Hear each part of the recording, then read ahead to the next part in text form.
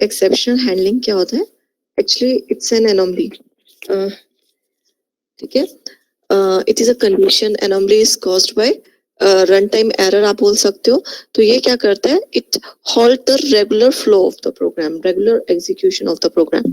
तो जो आप रेगुलर एग्जीक्यूशन करो प्रोग्राम को, ये क्या करता है? उसको हॉल्ट कर देता है, ठीक है। तो एक्सेप्शनल हैंडलिंग के बारे में, एक्सेप्शनल हैंडलिंग हो गया, दैट इज कॉल्ड एक्सेप्शन। तो एक्सेप्शनल हैंडलिंग क्या होता है? Technique to handle the exception, ठीक है, कि how to handle the exception. अगर एक्सेप्शन आ गया है तो उसको हम हैंडल कैसे कर सकते हैं। फॉर एग्जांपल, एक्सेप्शन कैसे आता है? अगर हम बात करें, एक सिंपल एग्जांपल की बात करते हैं कि मान लीजिए आप कॉलेज के लिए आ रहे हो, ठीक है। कॉलेज के लिए आते हुए क्या होता है कि रास्ते में मान लीजिए आपको बस नहीं मिली। आपका क्या था टारगेट? आपका टारगेट था टू रीच एट कॉलेज, ठीक है। ऑन द वे आपको बस नहीं मिली, क्या हो सकता है कि आप बस में हो, पंचर हो गया। तो इस तरह से क्या है? तो ये जो प्रॉब्लम है that is called exception, okay. तो यानी कि इतने क्या किया कि आपका रेगुलर रूटीन क्या था कि मॉर्निंग में आप उठते हो, तैयार होते हो और कॉलेज के लिए आते हो, बस लेते हो, कॉलेज के लिए आते हो।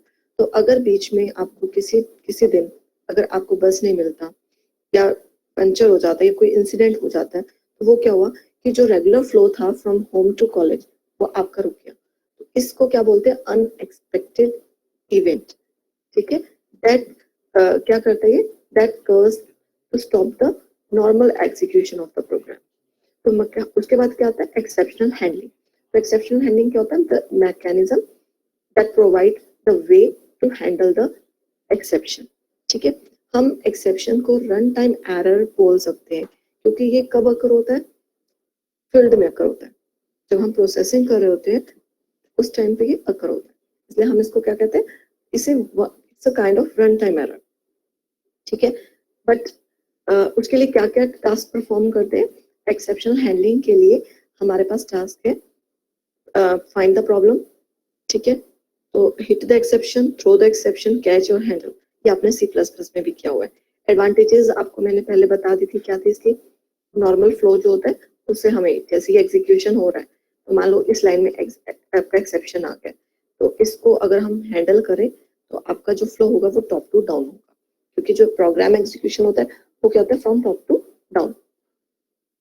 उसके बाद मैंने आपको ये एक्सेप्शंस की हायरार्की बताई थी कि एक्सेप्शन जो होता है, अगर हम बात करें कि एक्सेप्शंस के लिए कौन सी क्लास होती है? थ्रोएबल क्लास होती है, ठीक है। ये थ्रोएबल क्लास होती है। इस थ्रोएबल क्लास जो ये सुपर क्लास है, इसके सब क्लासेस है एक्सेप्शन एंड एरर, ओके। तो एक्सेप्शन इसमें आता है, ओके। तो ये जो एक्सेप्शन है, आगे क्या है इसकी कैटेगरी? ये सब क्लासेस हैं। तो एक्सेप्शन के सब classes IO exception, SQL exception, class not found exception. तो ये जो एक्सेप्शंस के टाइप्स हैं they comes under checked execution. तो किस कैटेगरी में आते हैं? चेक्ड एग्जीक्यूशन एक्सेप्शन में आते हैं, ओके। उसके बाद रन टाइम एक्सेप्शन होता है। रन टाइम एक्सेप्शन क्या होता है? Arithmetic exception, null pointer, number format exception, index out of bound exception. तो इसे हम क्या कहते हैं? इसे हम अनचेक्ड एक्सेप्शंस बोलते हैं। तो अनचेक्ड एक्सेप्शंस, इसे हम रन टाइम एक्सेप्शन भी बोलते हैं, ओके। और इसी तरीके से एरर होता है, सेकंड क्लास इज एरर। तो एरर के अंदर हमारे पास क्या आता है? Stack overflow, virtual machine error, out of memory error. इसे हम क्या बोलते हैं? अनचेक्ड एक्सेप्शन बोलते हैं। अब इसमें एक आपको डिफरेंस पता होना चाहिए, what is the difference between exception and error, ठीक है। क्या डिफरेंस होता है? दोनों के दोनों क्या करते हैं? दे स्टॉप द प्रोग्राम, ठीक है। लेकिन इसमें डिफरेंस क्या होता है कि जो एक्सेप्शन है it occurs due to anomalies in the program. अगर कोई प्रॉब्लम होगी प्रोग्राम में, तो उसकी वजह से प्रोग्राम में कोई डेफिशिएंसी होगी, उसकी वजह से क्या होता है? ये एक्सेप्शन होता है, ठीक है। इसको हम क्या बोलते हैं? एक्सेप्शन। बट एरर क्या होता है? It occurs due to lack of system resources. System में प्रॉब्लम की वजह से ही एरर जनरेट होता है। जैसे आउट ऑफ मेमोरी जो है कि आपकी जो मेमोरी, जो सिस्टम की मेमोरी है वो आपकी लिमिटेड साइज की है, मेमोरी में नहीं आ रहा। स्टैक ओवरफ्लो कंडीशन हो गई है या वर्चुअल मशीन में कुछ एरर आ गया है कोडिंग में, तो इसकी वजह से क्या एरर्स जो होंगे, जो भी प्रॉब्लम आएगी उसे हम क्या बोलते हैं, एरर बोलते हैं। और एक्सेप्शन क्या होता है, प्रॉब्लम इन योर प्रोग्राम, ठीक है, problem occur in your program, ठीक है, ड्यू टू दिस डेफिशिएंसी जो भी प्रॉब्लम आएगी that is called exception, right. तो अब अगर कोई प्रोग्राम में प्रॉब्लम है, it means it can be resolve. अगर प्रोग्राम में कोई प्रॉब्लम है तो आप उसको रिजॉल्व कर सकते हो और उसको हैंडल कर सकते हो। दैट्स व्हाई एक्सेप्शन जो है it is recoverable, you can handle the exception, but error is not recoverable. अगर मेमोरी जो होती है आउट ऑफ मेमोरी चला गया प्रोग्राम, तो प्रोग्राम तो कंप्लीटली टर्मिनेट हो गया, ठीक है, तो यानी कि it is not recoverable, right. उसके बाद एक्सेप्शन जो होता है it's of two kind, it has two kind. First is called checked exception and second is called unchecked exception. checked exceptions कौन सी होती है, these exception जैसा नाम है इसका मतलब मैं पहले बता दूं कि checked exception जो होती है compile time exceptions होता है, unchecked exception जो होती है they are called run time exception। पर इसका मतलब ये नहीं होता कि checked exceptions is always occur during compilation, no, and runtime exceptions is always occur during runtime, no। ये जैसे नेम स्पेसिफाई है, as a name specified checked exceptions can be checked, could be checked during compile time. You can check the exceptions during compile time. compile time पे compiler जो है it can check these exception. Okay, runtime exceptions का मतलब होता है कि they are checked always during runtime. और errors क्या होता है, एरर्स के सिर्फ एक ही टाइप होता है always, that is called unchecked exception, यानी कि this is a run time exception, ये हमेशा रन टाइम पर ही चेक होता है। इसका मैं आपको थोड़ा सा बताती हूँ।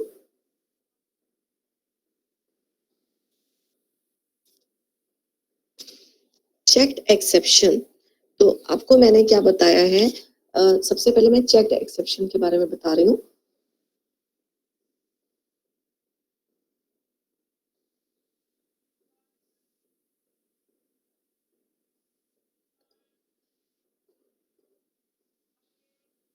checked exception, तो this type of exception is checked during compile time.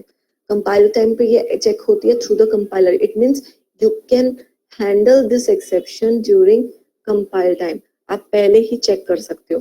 जैसे एग्जांपल मान लीजिए आप घर में हैं, ठीक है, तो घर पे आप हो और हमेशा आप किसके थ्रू जाते हो, आप बस में जाते हो कॉलेज, राइट। तो आप घर से कॉलेज जब जा रहे हो तो आप क्या कर रहे हो, किससे जाते हो, आप बस में जाते हो। तो बस में जाने के लिए आपको या तो क्या चाहिए, आपको मनी चाहिए, ठीक है, या आपको क्या चाहिए, बस पास होना चाहिए आपके पास, राइट। तो अगर आप घर पे हैं, ठीक है, अब आपको अगर जाना है कॉलेज पे, तो क्या होता है कि आपके घर में आपकी मम्मा आपको कहती हैं कि have you check the purse, आपने अपना पर्स चेक कर लिया, ठीक है, आपने अपना पास चेक कर लिया, तो this can be checked at home, यानी कि सपोज करो this can be check during compilation, यानी कि आप कंपाइल के टाइम पर ही चेक कर सकते हो। अगर नहीं हो रहा, कंपाइलर क्या कर सकता है, compiler have right to check this, compiler can check this type of exception during compilation. तो यानी कि आपने चेक किया, आपकी मदर ने चेक किया कि आपके पास वॉलेट है, बस पास है, अगर है तो ठीक है, ओके, तो दिस इज कॉल्ड चेक्ड, ठीक है, this is called checked exception. अगर मैं अनचेक का एक्सेप्शन बताती हूँ, अब मान लीजिए आप बस में जा रहे हो, ठीक है, आपको बस मिले ही नहीं, स्ट्राइक हो गई, ओके, बस स्ट्राइक हो गई, ओके। दूसरा क्या हो गया कि बस पंचर हो गई, ठीक है, बस का जो टायर है, टायर में प्रॉब्लम हो गई, या फिर हम कह सकते हैं कि बस का एक्सीडेंट हो गया, ओके। तो ये जो चेकिंग है ये कब होगी, ये फील्ड में ही हो रही है, यानी कि रन टाइम पर ही हो सकती है। आप घर में तो प्रिडिक्ट नहीं कर सकते ना कि एक्सीडेंट हो सकता है, या टायर हो सकता है, टायर खराब हो सकता है उसका, या बस नहीं मिल सकती, बस आपकी निकल गई है, तो ये आपके घर पर तो चेकिंग नहीं हो सकती, जब आप जाओगे बस स्टॉप पे तभी आपको पता चलेगा कि ये चीजें हो सकती हैं, या आप ऑन द वे ये प्रॉब्लम हो सकती है। तो इस टाइप की प्रॉब्लम को हम क्या बोलते हैं, अनचेक बोलते हैं। ओके, आई होप आपको ये रियल लाइफ एग्जांपल से क्लियर हो गया होगा what is checked and unchecked. तो यही चीज इसमें होती है, राइट। ओके, तो ये चेक्ड हो गया, अनचेक्ड हो गया। तो जेवीएम ही हैंडल कर सकता है इस टाइप के एक्सेप्शंस को। उसके बाद आते हैं एक्सेप्शंस के कीवर्ड्स। ये मैं आपको पहले ही बता चुकी हूँ, try, catch, finally, throw. Try जो होता है that is used, it is a block जिसमें कि एक्सेप्शन जनरेट होता है, ठीक है। यहाँ से क्या करता है, it helps to throw the exception. Catch किस लिए यूज होता है, टू हैंडल द एक्सेप्शन।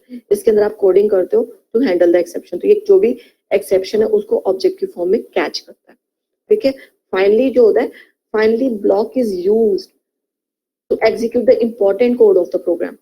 मान लो कोई कोड है, उसको आपको एग्जीक्यूट करना ही है, आइदर एक्सेप्शन अकर और नॉट। आपको एक्सेप्शन अकर हो रहा है या नहीं हो रहा है, तो एक पर्टिकुलर कोड है दैट शुड बी एग्जीक्यूटेड, ठीक है। तो उसको हम किस में लिखते हैं, फाइनली ब्लॉक में लिखते हैं। थ्रो जो होता है, throw is used to throw the exception externally. Externally आपको थ्रो करना है तो हम यूज करते हैं। उसके बाद एक थ्रोज होता है, थ्रोज जो होता है, it is a keyword is used to declare exception. It doesn't throw an exception. It specifies that there may occur an exception in the method. Throws में हम multiple exceptions देंगे, उनमें से कोई भी हो सकता है। ओके, तो हम एक सिर्फ एक मेथड बता रहे हैं इसको। उसके बाद मैंने आपको बताया था टाइप ऑफ एक्सेप्शंस, कि कितने टाइप से हम एक्सेप्शंस को हैंडल कर सकते हैं। सबसे पहले डिफॉल्ट एक्सेप्शन। डिफॉल्ट एक्सेप्शंस में क्या होता है कि जो कंपाइलर है वो ऑटोमेटिकली डिटेक्ट करता है एक्सेप्शन को। फॉर एग्जाम्पल, ये एग्जाम्पल दिया हुआ है, जैसे आपने क्लास ए लिया, इसके अंदर आपने मेन के अंदर आपने वेरिएबल लिए, आपने लिखा z equal to a b minus C. तो b माइनस सी 5 माइनस 5 0, यानी कि आप डिवाइडेड बाय 0 कर रहे हो, तो ये अरिथमेटिक एक्सेप्शन होगा। तो आपने यहाँ पे कोई ट्राई और कैच नहीं लगाया, तो डायरेक्ट जब आप कंपाइल करोगे तो program terminated with the message this. आपका प्रोग्राम टर्मिनेट हो जाएगा without showing any output and it produce this message. तो ये ऑटोमेटिकली आया। तो जावा जो होती है ये ऑटोमेटिकली भी डिटेक्ट करती है एक्सेप्शंस को। तो ये सिर्फ इंफॉर्मेशन दे रहा है कि ये एक्सेप्शन होगा इसमें, राइट। उसके बाद आता है default throw and catch. Default throw का मतलब है कि आपने क्या किया, ट्राई किया,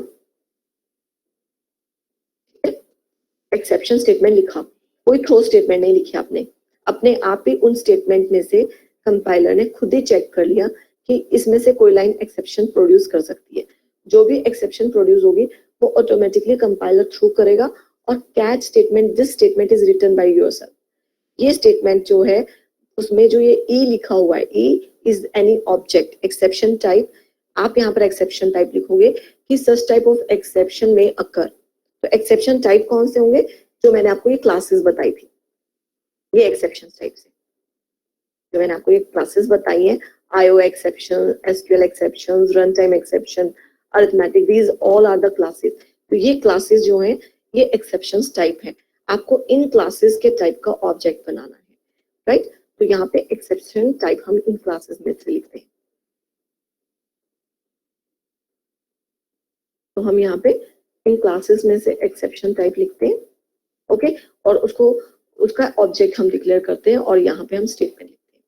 तो one of the example is, जैसे ये जावा एक्सेप्शन हैंडलिंग का प्रोग्राम है। तो इसके अंदर क्या है कि आपने एक प्रोग्राम बनाया, अब इसके अंदर ट्राई के अंदर आपने कोडिंग लिखी इंट डाटा 100 डिवाइडेड 0।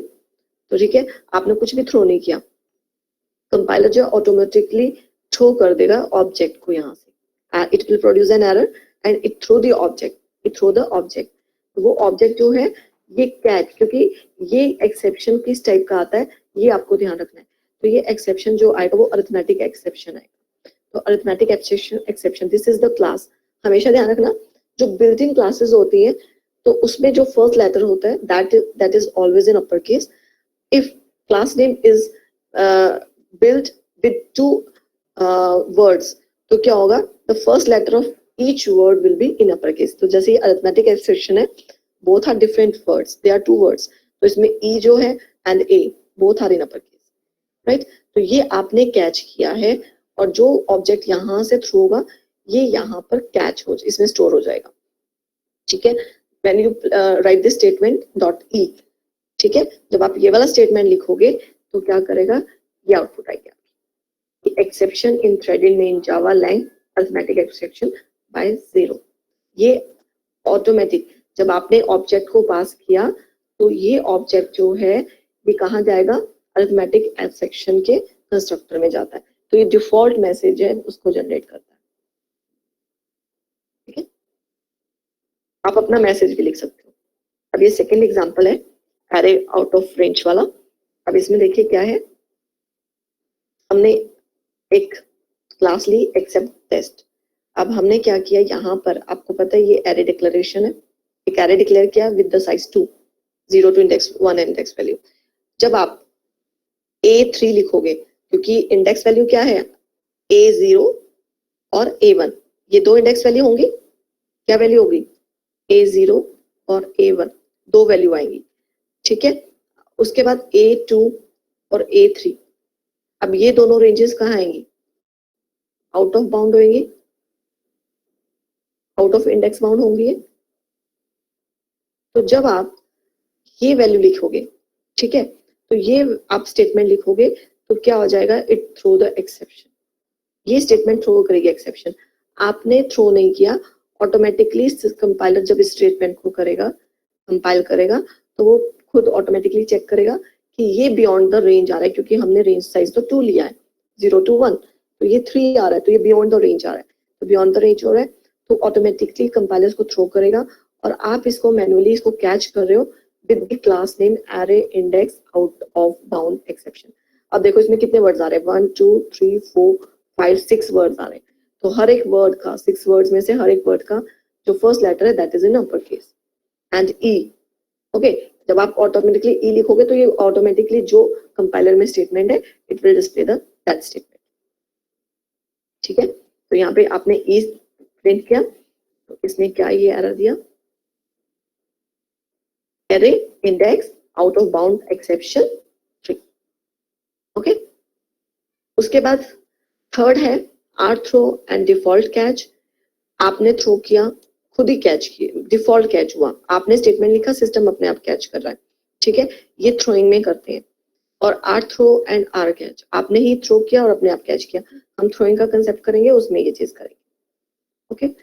उसके बाद नेक्स्ट आता है मल्टीपल कैच। मल्टीपल कैच जैसे कि C++ में था कि आप एक से ज्यादा कैच लिख सकते हो, बस कैच जो होता है that should be immediate after try, okay. तो इसमें से जो कैच मैच करेगा, ठीक है, when we throw exception type आप लिखोगे, जैसे आपने एरे आउट ऑफ रेंज का लिख लिया, यहाँ पे आपने अरिथमेटिक एक्सेप्शन लिख लिया, यहाँ पे कोई और एक्सेप्शन लिख लिया, तो जो थ्रो होगा ऑटोमेटिकली इनमें से जो मैच होगा थ्रो किया हुआ एक्सेप्शन, वो वाला कैच एग्जीक्यूट हो जाएगा, ठीक है।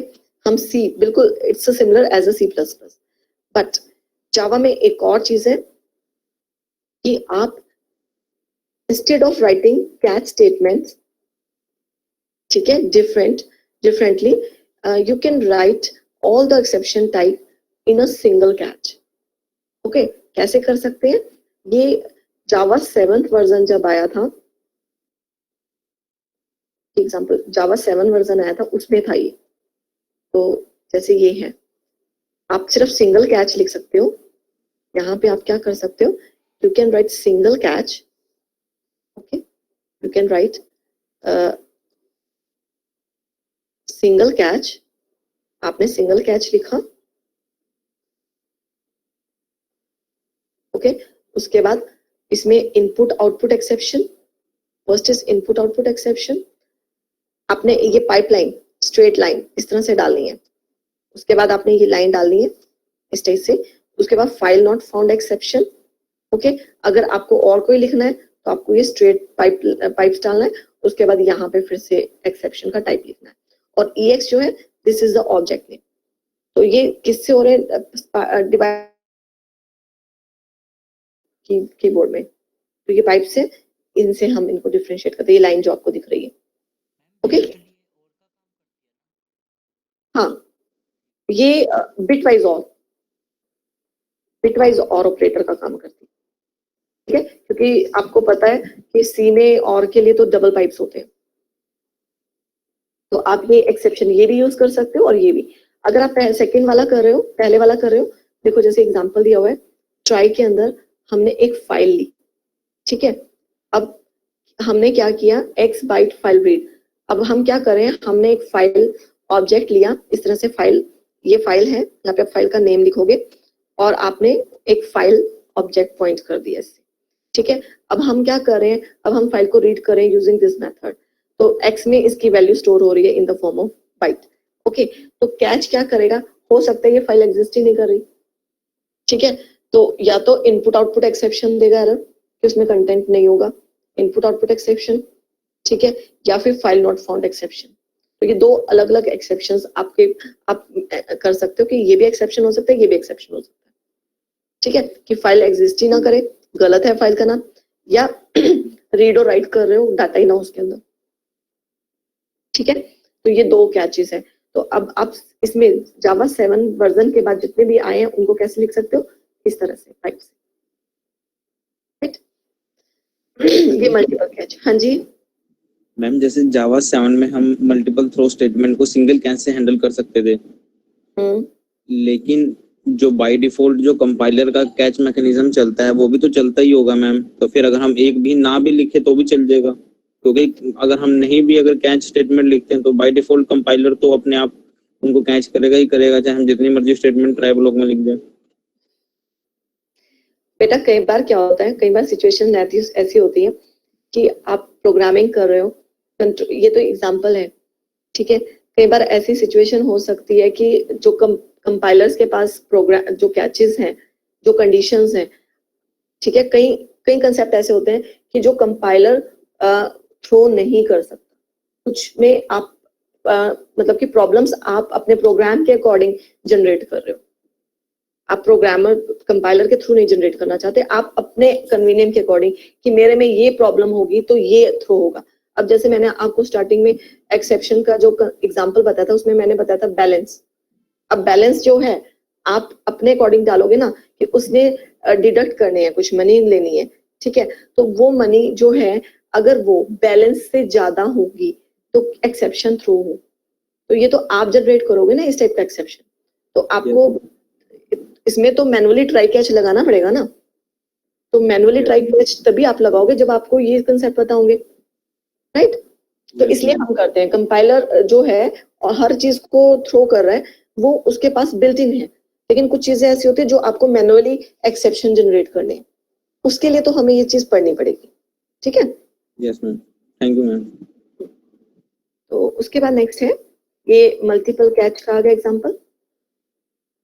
उसके बाद आता है जावा नेस्टेड ट्राई ब्लॉक, ये भी आप लोग जैसे C++ में करते थे, तो ट्राई अंडर ट्राई ये आप चीज कर सकते हो।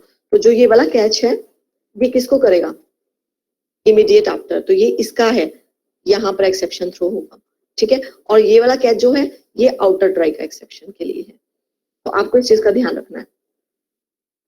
जैसे एग्जाम्पल दिया हुआ है इसमें क्लास, इसमें हमने ट्राई के अंदर ट्राई लिया, इसमें हमने क्या करा, डिवाइड बाय 0 किया और कैच किया अरिथमेटिक एक्सेप्शन, ओके। तो ये जो है ये कैच जो है वो किसका होगा, इस वाले ट्राई का होगा, ओके। अब एक और आप ट्राई ले रहे हो, अब इसके बाद जो ये वाला कैच है वो किसका होगा, इस वाले ट्राई का होगा, ओके। अब इस वाले ट्राई का अभी तक कैच नहीं आया तो इसका कैच हम बाद में लिखेंगे, तो जो ये वाला जो कैच है वो किसका है, वो आउटर ट्राई का है। तो इस तरह से आप आपके प्रोग्राम के अकॉर्डिंग है कि आप क्या चीज करना चाहते हो, ठीक है। तो ये जस्ट सिंपल एग्जांपल है ट्राई और कैच के। तो एरे में हम array index out of bound exception लेते हैं, नॉर्मली अरिथमेटिक एक्सेप्शन लेते हैं, ठीक है। उसके बाद नेक्स्ट फाइनली ब्लॉक। अभी मैंने फाइनली ब्लॉक के बारे में बताया था कि कुछ कोड ऐसे होते हैं, इंपॉर्टेंट होते हैं, जो आप नहीं चाहते कि वो कभी रुके, तो ये जो कोड है चाहे एक्सेप्शन है या ना हो ये एग्जीक्यूट करते ही, ठीक है। It is always executed whether exception is handle और not, okay. Java finally block follows try और कैच ब्लॉक। तो ये फाइनली ब्लॉक कब लगाते हैं, लास्ट में लगाते हैं, मतलब सबसे पहले आपका ट्राई आया ट्राई, सबसे पहले हम ट्राई लेते हैं, ट्राई ब्लॉक आता है, उसके बाद कैच ब्लॉक होता है, आफ्टर दैट फाइनली। ओके, तो फाइनली जो होता है वो लास्ट में हम लिखते हैं, राइट।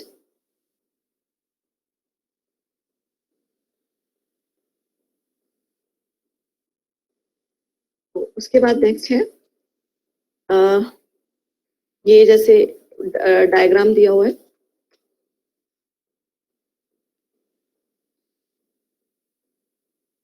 ये जो डायग्राम दिया हुआ है, इस डायग्राम में एग्जीक्यूशन प्रोग्राम है, एक्सेप्शन अकर, यस होगा, एक्सेप्शन होगा तो आप उसको हैंडल करोगे, ठीक है, नो होगा तो ये कहाँ जाएगा, फाइनली पे ही जाएगा, तो फाइनली पे जाना ही जाना है ये, ठीक है। तो जैसे मान लो आपने प्रोग्राम कोई स्टेटमेंट लिखी, स्टेटमेंट है, अब ये स्टेटमेंट जो होती है ये एक्सेप्शन कॉज कर सकती है, तो एक्सेप्शन आ गया तो वो आप हैंडल भी कर सकते हो, यस होगा तो आप उसको हैंडल करोगे, नो होगा तब भी ये कहाँ जाएगा, फाइनली ब्लॉक पे जाएगा, तो फाइनली तो एग्जीक्यूट होगा ही होगा, राइट। तो ये फाइनली है ब्लॉक।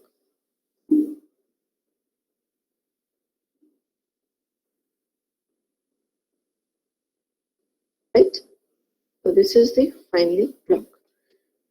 अब इसका एग्जांपल देख लो।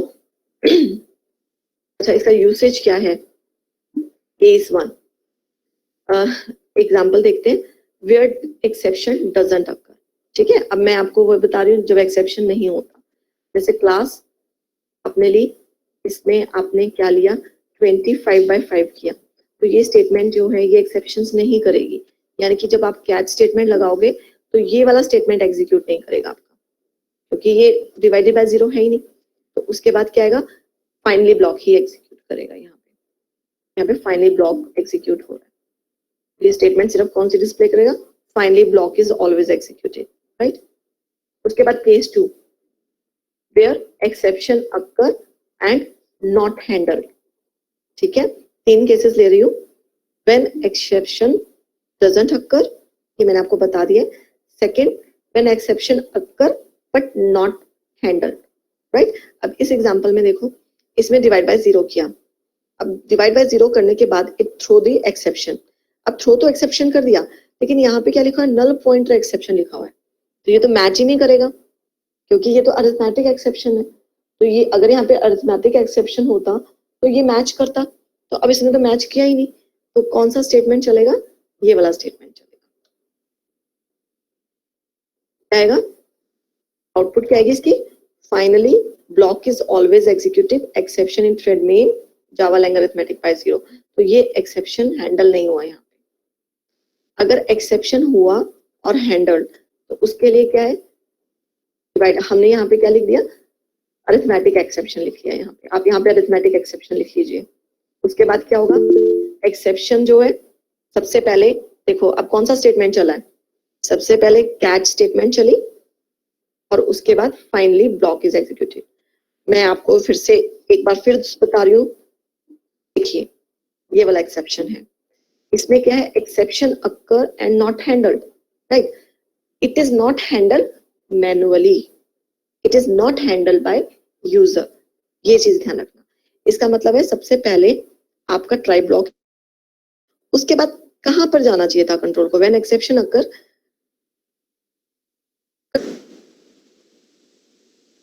लिखा हुआ है, it means it is not matched, exception जो है दैट इज नॉट मैच्ड, इसका मतलब now control move to the finally block, finally block में क्या लिखा हुआ है, finally block is always executed, उसके बाद जैसे ही उसने ये स्टेटमेंट लिखा, रेस्ट ऑफ कोड नहीं लिखा, एग्जीक्यूट नहीं करेगा क्योंकि एक्सेप्शन हो रहा है, जैसे ही ये स्टेटमेंट लिखा, प्रोग्राम इज टर्मिनेटेड, बट अब यहाँ पर कौन हैंडल करेगा एक्सेप्शन को, जावा करेगी हैंडल, जावा कंपाइलर इसको ऑटोमेटिकली हैंडल कर रही है, इसीलिए सबसे पहले finally block is always executed, ये वाला स्टेटमेंट आया, उसके बाद ये वाला स्टेटमेंट आ रहा है, एक्सेप्शन इन थ्रेडेड मेन जावा।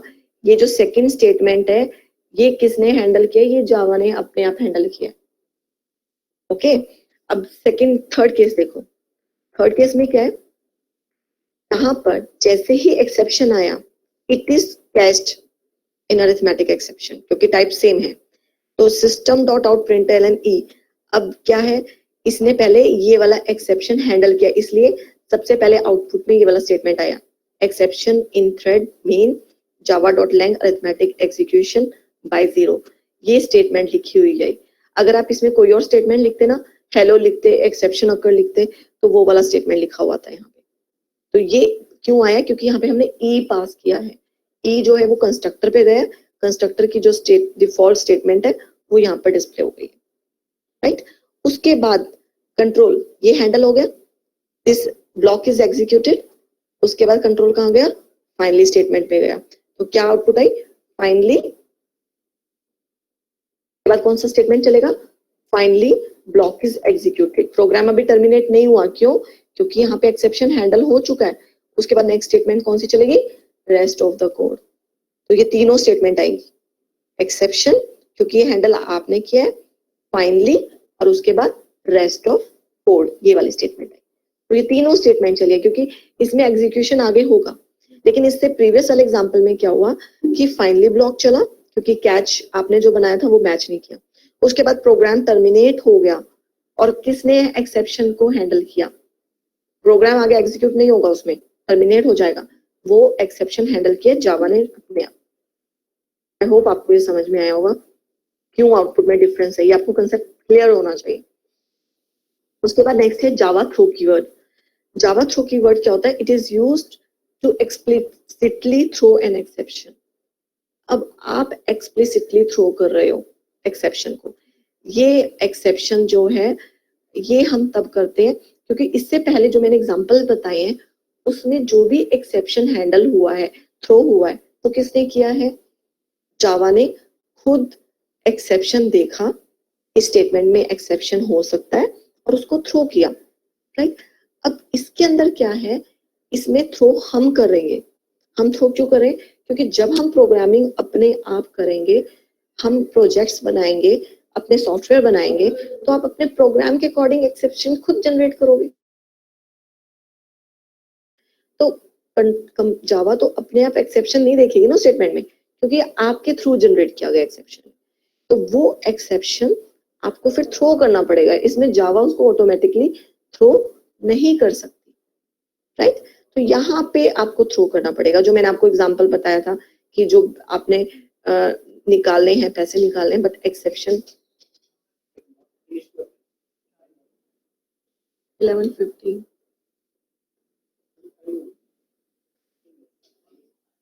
तो इसमें क्या होगा कि इसमें एक्सेप्शन जो है वो प्रोग्रामर खुद जनरेट कर रहा है, तो उसको तो फिर आपको मैन्युअली थ्रो करना ही पड़ेगा, ठीक है। तो हम कैसे लिखते हैं? Throw keyword and exception. I hope आपको क्लियर हो गया होगा।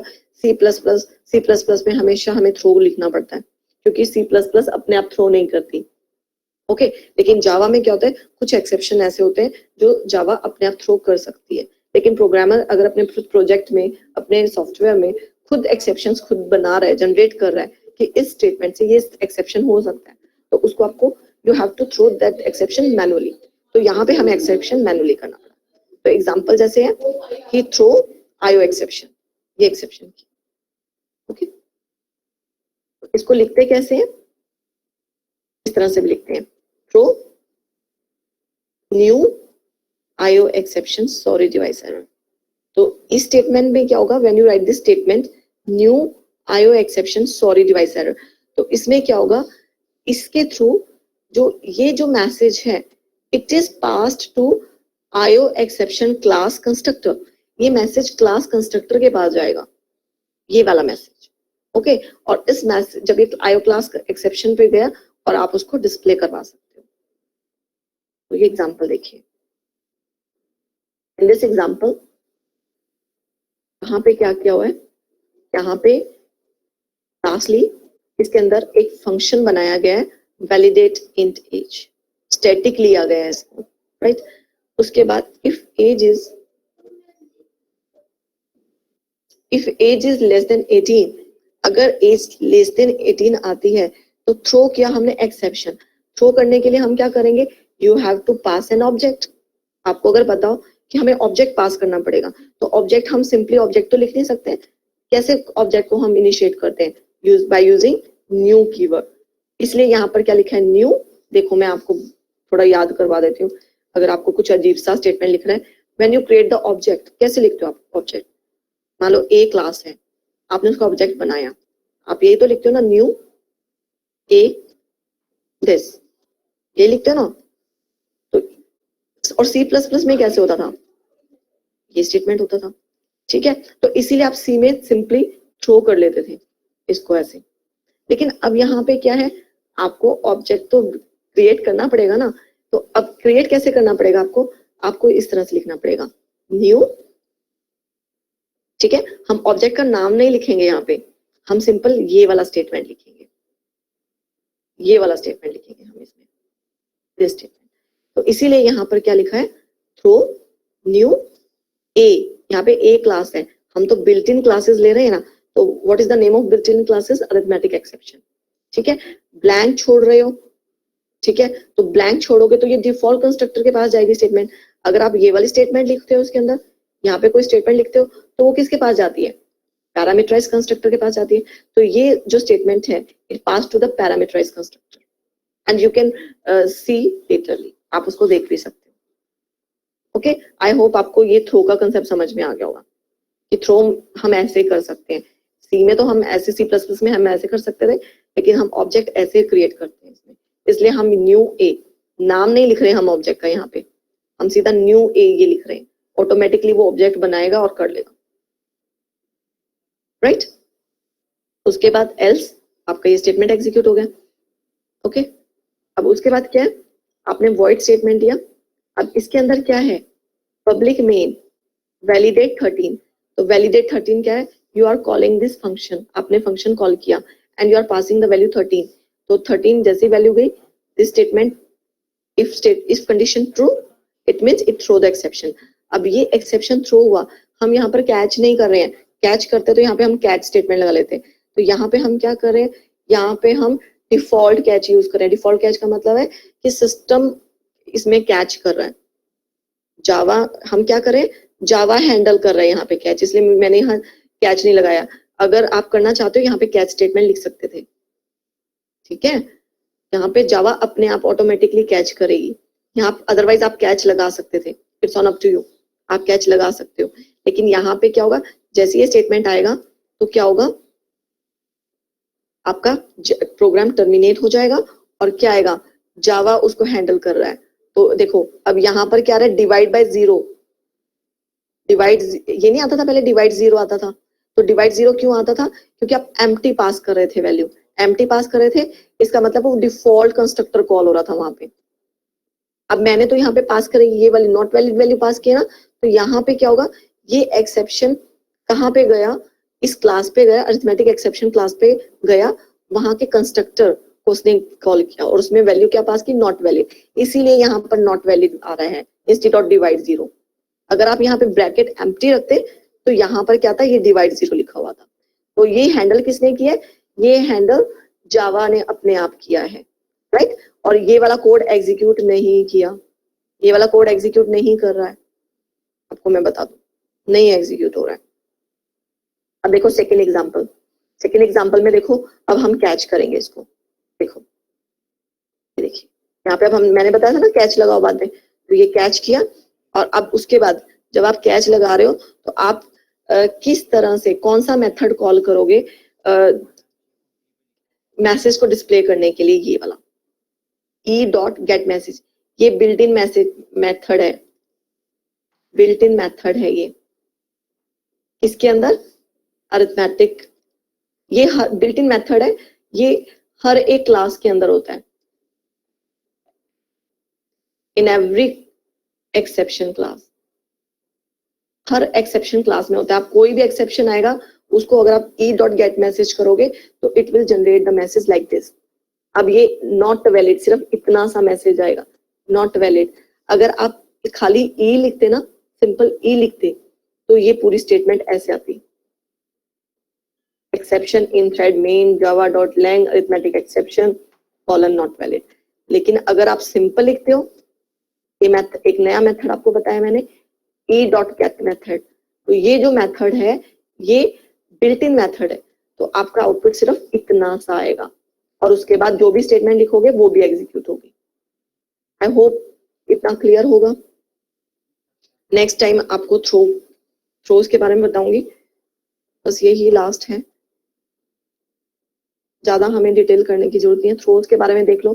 थ्रोज में क्या होता है, अगर आप ऑप्शंस रखते हो, मल्टीपल एक्सेप्शंस को थ्रो कर रहे हो, it is used to declare an exception, it gives an information to program that there may occur an exception, so it is better for program to provide the exception handling code so normal flow can be maintained। मतलब क्या हो गया इसमें कि आप throw कर रहे हो, थ्रो का मतलब है कि हाँ एक्सेप्शन है, तो हम क्या कर रहे हैं, हम एक लिस्ट जनरेट कर देते हैं, एक चीज जनरेट कर लेते हैं कि इसमें एक्सेप्शन हो सकता है, तो हम थ्रोज की वर्ड यूज करते हैं। तो exception handling is mainly used to handle the checked exception. If there occur any unchecked exception such as null pointer exception, it is a program fault that it is not performing checked up before the code is being used। okay, तो आपको throw exception उस time पे करना है, unchecked होता है तो कैसे लिखते हैं इसको, रिटर्न टाइप, तो भी आपने फंक्शन का नाम लिखना है, थ्रोज, ये C++ का आपको एक्सेप्ट थोड़ा सा कंडीशन याद हो, तो यहाँ पे आप क्लास क्या लिख लो, एक्सेप्शन का नाम लिख लो। तो इसका मतलब है जो आप यहाँ पे फंक्शन का नाम लिखोगे थ्रोज, कि इसमें ये एक्सेप्शन हो सकता है। ओके, देखो मैं आपको एग्जांपल बताती हूँ इसका। जैसे ये है, इसमें नहीं है, जैसे ये है एग्जांपल, इसमें देखो क्या है, हमने फंक्शन बनाया, मेन फंक्शन, टाइम हो गया मुझे पता है, मेन फंक्शन बनाया। अब इस मेन फंक्शन के अंदर हमने